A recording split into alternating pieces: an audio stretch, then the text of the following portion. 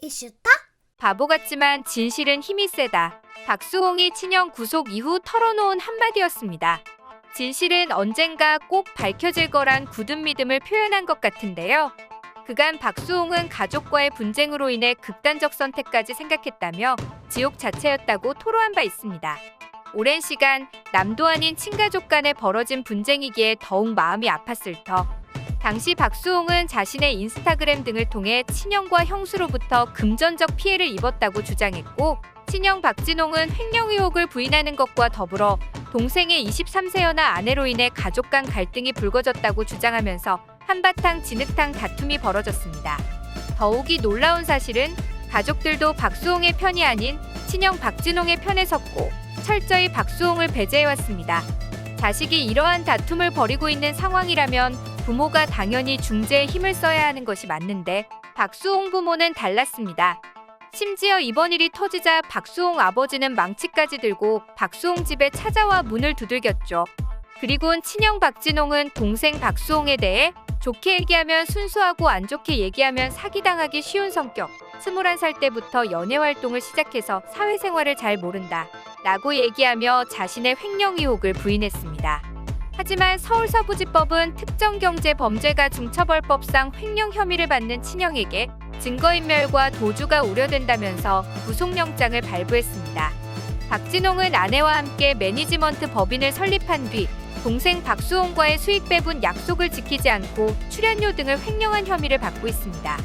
이후 박수홍 측은 친형 부부가 법인 자금을 횡령하고 출연료를 개인 생활비 등으로 무단 사용했다며 결국 검찰에 고소장을 냈습니다.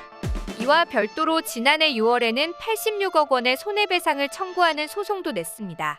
그러다 수사 과정에서 추가 횡령 정황이 발견됐다며 액수는 116억으로 늘어났습니다.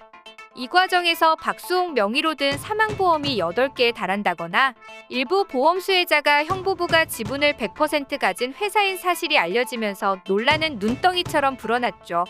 이렇게 친동생인 박수홍에게 극악무도한 짓을 저지른 친형이 구속까지 된 마당에 친형 박진홍은 과연 어떤 처벌을 받게 될까요?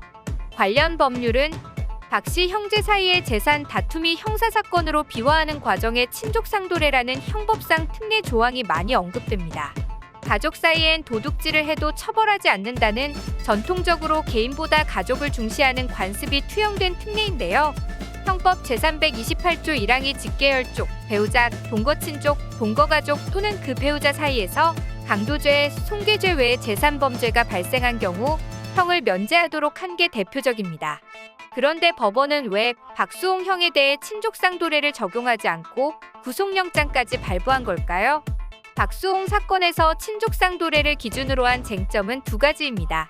박수홍의 형이 직계가족인지 피해자를 박수홍으로 볼 수 있는지 아니면 박수홍 가족이 설립한 법인으로 볼 수 있는지 말이죠. 형법 제328조 제1항에 따르면 직계가족, 배우자, 동거친족, 동거가족 또는 그 배우자 간의 제3범죄는 그 형을 면제합니다. 이 법의 제2항에서는 제1항의 친족관계 이외의 친족 간 제3범죄에 관하여 범죄 후 6개월 이내 피해자의 고소가 있어야지만 수사기관이 공소를 제기할 수 있도록 규정하고 있습니다.